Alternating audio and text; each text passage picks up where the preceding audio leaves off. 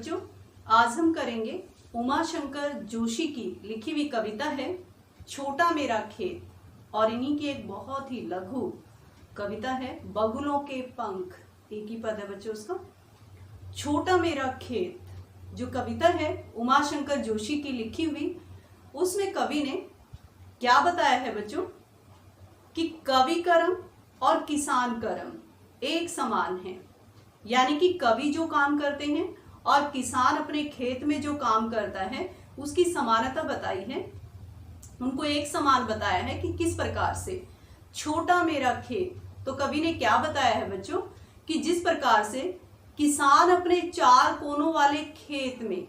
बीज बोता है, फसल को तैयार करता है, वो पककर तैयार हो जाती है, उसकी कटाई कर ली जाती है, अनाज निकाल लेता है और पूरे दुनिया का जो भरण पोषण है वो उससे होता है। उसी प्रकार से कवि उमाशंकर जोशी जी क्या कहते हैं कि कागज का चार कोनों वाला जो पन्ना है वो मेरा भी किसान के खेत के समान एक खेत है, जिसपे मैं अपनी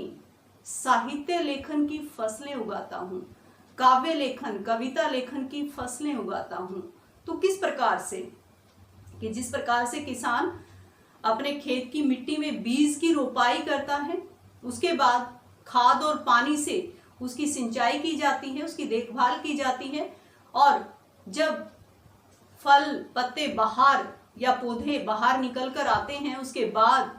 फसल पककर तैयार होती है। उसी प्रकार से कवि क्या कहते हैं कि भावनाओं की आंधी कहीं से मेरे मन में आती है। यानी कि कोई भी भाव या विचार जब किसी भी साहित्यकार को, कवि को प्रभावित करता है तो अपने काव्य लेखन का जो काम है वो लिखना शुरू कर देता है। उसी समय बीज की रोपाई मन के अंदर कवि के हो जाती है और अपने चार कोनों वाले कागज का जो छोटा सा खेत है उसके ऊपर वो लिखना शुरू कर देता है। लेकिन जिस प्रकार से किसान अपनी फसल में खाद यानी कि रसायनों को मिलाता है, पानी की सिंचाई उसकी की जाती है, उसी प्रकार से कवि लोग, साहित्यकार लोग कल्पना के रसायन का मिश्रण अपनी फसल में करते हैं। कल्पना का मिश्रण किया जाता है, उसी को रसायन कहा गया है। और उसके बाद जब कवि की जो फसल है वो पककर तैयार हो जाती है तो वो पाठकों के सामने नमित हो जाती है, झुक जाती है, पाठक वर्ग के सामने पढ़ने के लिए तैयार हो जाती है। और एक सबसे बड़ा जो अंतर कवि ने बताया है किसान की फसल का और अपनी फसल का, कविता जब बनकर तैयार हो जाती है, काव्य लेखन का काम जब तैयार हो जाता है, कोई भी ऐसी रचना जब कवि लिखकर एक बार तैयार कर लेता है और पाठक वर्ग के पास जब वो पढ़ने के लिए चली जाती है तो बच्चों उसका प्रभाव युगों युगों तक, शाश्वत काल तक बना रहता है। रस की अनुभूति कभी भी उसके अंदर से खत्म नहीं होती। जबकि किसान की अनाज की जब फसल की कटाई जब हो जाती है, अनाज जब एक बार निकाल लिया जाता है तो दोबारा से वही प्रक्रिया किसान को करनी पड़ती है। लेकिन रचना जब एक बार बनकर तैयार हो जाती है तो वो हमेशा के लिए, युगों युगों के लिए प्रसिद्ध हो जाती है, लोकप्रिय हो जाती है और पाठक वर्ग युगों तक रसानुभूति का आनंद वहां से ले सकते हैं। तो ये करेंगे हम छोटा मेरा खेत। तो क्या कहते हैं कवि,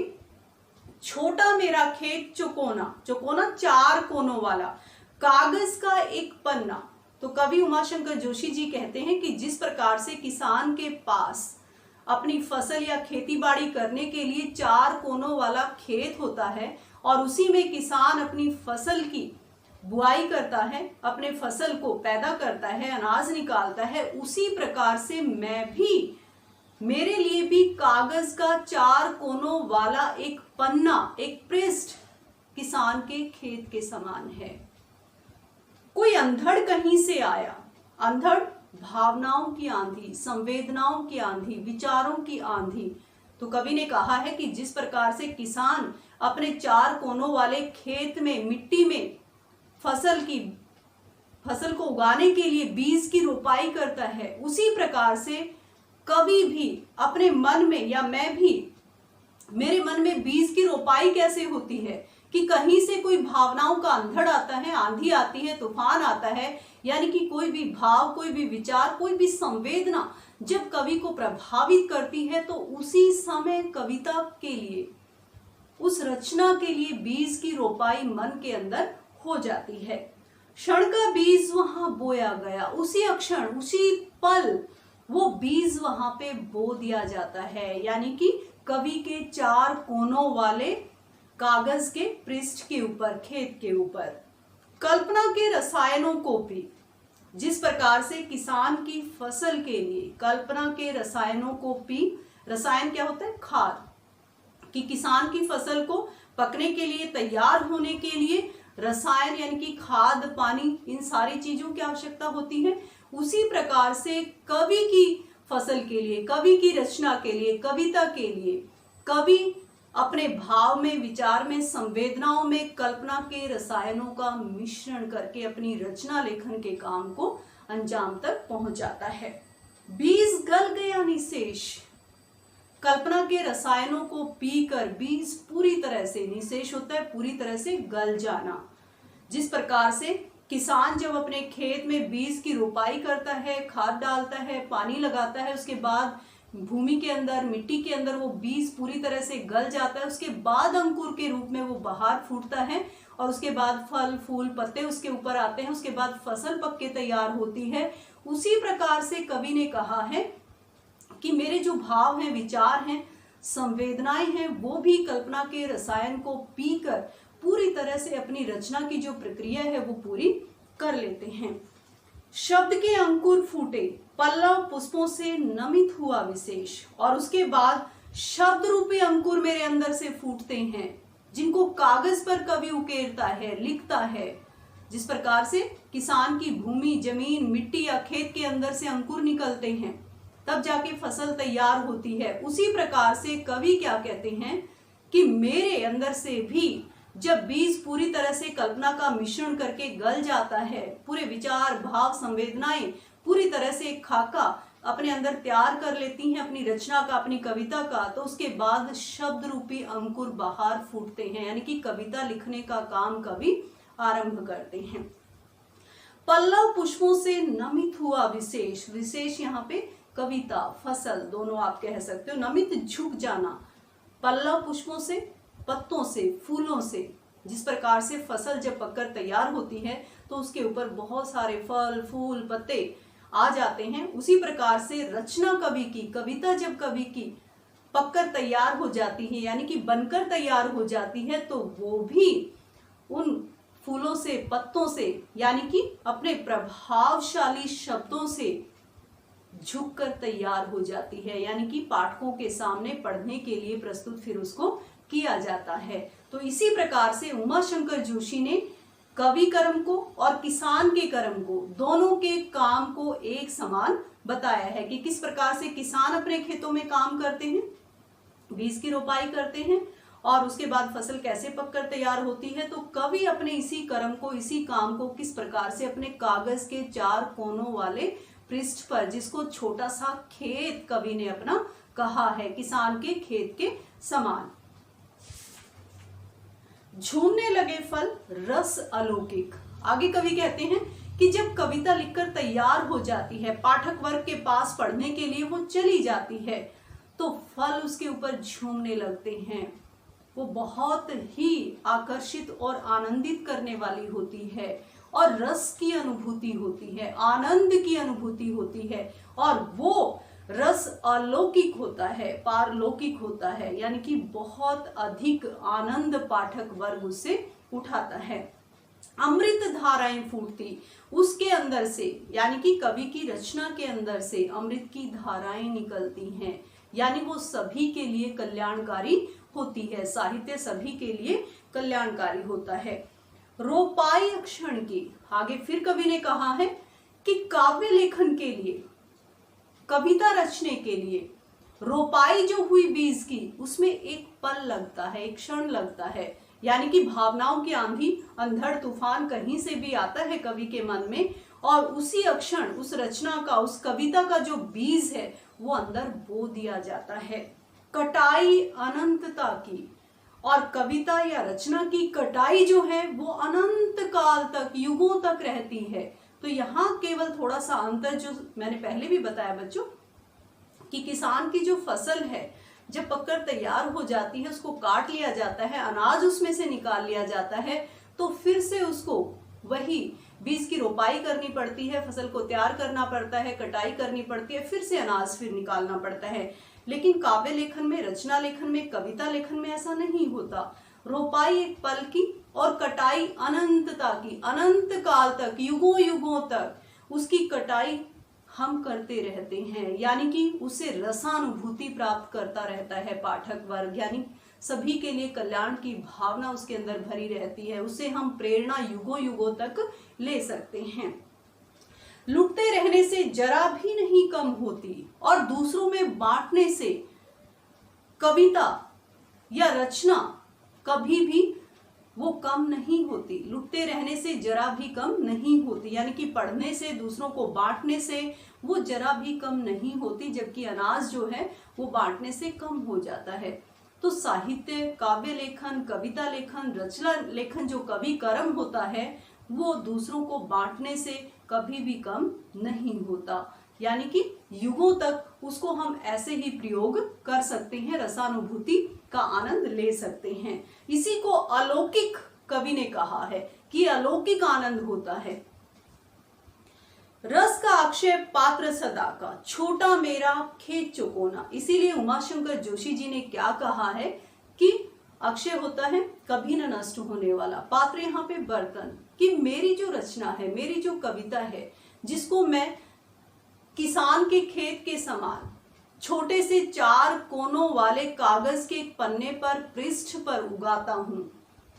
उसके अंदर जो रस है, जो अलौकिक रस है, रसानुभूति है, प्रेरणा है लोगों के लिए, वो कभी भी खत्म नहीं होती। ऐसा रस का अक्षय पात्र है, ऐसा बर्तन, ऐसा पात्र जिसमें से रस यानी कि रसानुभूति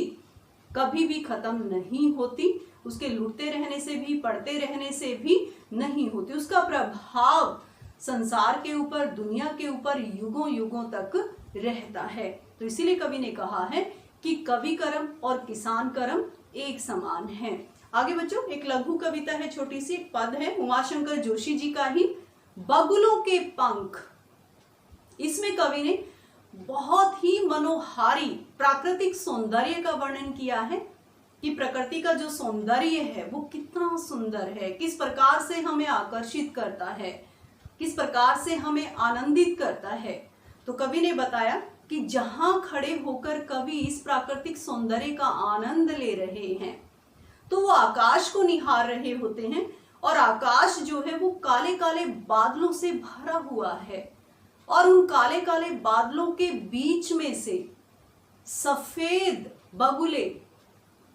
पंक्तिबद्ध होकर अपने पंखों को फैलाकर उड़े जा रहे हैं। तो ये जो दृश्य है, ये जो नजारा है, वो कवि को बहुत अधिक आकर्षित करता है, बहुत अधिक मोहित करता है, और कवि का मन करता है कि मैं इस दृश्य को, इस नजारे को एक टक देखता ही रहूं। ये दृश्य, ये नजारा, ये प्राकृतिक सौंदर्य मेरी आंखों से ओझल ना हो। तो बगुलों के पंख जो एक लघु कविता है उमाशंकर जोशी की, वो देखो, नभ में पाती बंधे बगुलों के पंख, नभ में आकाश में, पाती बंधे पंक्तिबद्ध होकर एक पंक्ति में, बगुलों के पंख, सफेद बगुले अपने पंखों को फैलाकर चुराए लिए जाती वे मेरी आंखें। कवि कहते हैं कि आकाश में बगुले जो हैं वो पंक्तिबद्ध होकर उड़े जा रहे हैं, और उनका इस प्रकार से उड़ना, ऐसा प्राकृतिक सौंदर्य, ऐसा नजारा मेरी आंखों को भी चुरा कर लिए जा रहा है, यानी कि मेरी जो दृष्टि है, मेरी जो आंखें हैं, ऐसे प्राकृतिक सौंदर्य से हटने का नाम ही नहीं ले रही हैं। कजरारे बादलों की छाई नभ छाया, नभ आकाश में, कजरारे काले काले, काले काले जो बादल हैं वो पूरे आकाश में छाए हुए हैं, और ऐसे काले काले बादलों के बीच में से बगुलों का इस प्रकार से पंक्तिबद्ध होकर उड़ना कवि को बहुत अधिक आकर्षित करता है। तैरती सांझ की सतेज सवेत काया, यहाँ पे कवि ने सांझ का, संध्या का मानवीयकरण किया है कि ऐसे काले काले बादलों के बीच में से जो सांझ है, संध्या है, सतेज चमकीली, सफेद सफेद काया शरीर। कि ऐसा लगता है कि बगुले जब काले काले बादलों के बीच में से पंक्तिबद्ध होकर उड़ रहे हैं कि मानो सांझ या संध्या अपनी चमकीली सफेद काया के साथ उन बादलों के बीच में से तैर रही हो। होले होले जाती मुझे बांध निज माया, निज माया अपने आकर्षण में, होले होले धीरे धीरे, और बगुलों का इस प्रकार से पंक्तिबद्ध होकर उड़ना मुझे अपनी माया में, अपने आकर्षण में बांधे जा रहा है। यानी कि मुझे बहुत अधिक आकर्षित कर रहा है ये दृश्य, मुझे बहुत अधिक मनोहारी लग रहा है। उसे कोई तनिक रोक रखो, तनिक थोड़ा सा। तो कवि ऐसे प्राकृतिक सौंदर्य से अपनी दृष्टि नहीं हटाना चाहते और इसीलिए कहते हैं कि ऐसे नजारे को, ऐसे प्राकृतिक सौंदर्य को कोई थोड़ा सा रोक कर रखो। वह तो चुराए लिए जाती मेरी आंखें, नभ में पाती बंधी बगुलों की पांखें। तो इसीलिए कवि ने कहा है कि आकाश में जो बगुले पंक्तिबद्ध होकर उड़े जा रहे हैं, सफेद जो बगुले हैं काले काले बादलों के बीच में से जब वो उड़ रहे हैं, तो कवि की आंखें अपने साथ ही चुराकर लिए जा रहे हैं। यानी कि कवि की दृष्टि उस नज़ारे से, उस प्राकृतिक सौंदर्य से हटने का नाम ही नहीं ले रही है। कवि की जो आंखें हैं वो बगुलों के साथ आकाश में उड़े जा रही हैं और कवि चाहते हैं कि संपूर्ण नज़ारे को, ऐसे प्राकृतिक सौंदर्य को कोई मेरे लिए थोड़ा सा रोक कर रख ले। तो इस प्रकार से उमाशंकर जोशी जी ने प्राकृतिक सौंदर्य का बहुत ही मनोहारी वर्णन बच्चों यहाँ पे किया है। थैंक यू बच्चों।